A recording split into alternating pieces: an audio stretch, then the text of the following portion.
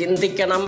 ഈ ഒരു വളരെ ചെറിയ ജീവിതം അത് ആരെയും തോൽപ്പിക്കുവാനുള്ളതല്ലെന്നും ഈ ജീവിതം എൻ്റെതായ കർമ്മദോഷങ്ങളെ നിവാരണം, അതായത് തിരുത്തുന്നതിന് വേണ്ടിയുള്ളതാണെന്നും മറ്റുള്ളവരുടെ ജീവിതത്തിന് ഞാനൊരു വിലങ്ങുതടി പ്രശ്നക്കാരൻ ആകരുത് എന്നുമുള്ള ചിന്ത ആർക്കുണ്ടാകണം? ഇപ്പോൾ ജീവിച്ചിരിക്കുന്ന നമുക്കുണ്ടാകണം. ഈ ചിന്താഗതികൾ നമുക്കില്ലെങ്കിൽ ഈ ജീവിത കാലഘട്ടം വെറുതെ സമയം കളയാം, അത്രയേ ഉള്ളൂ. അന്യരെക്കുറിച്ച് ചിന്തിക്കും മുൻപ് നാം നമ്മളെക്കുറിച്ച് ചിന്തിക്കുക.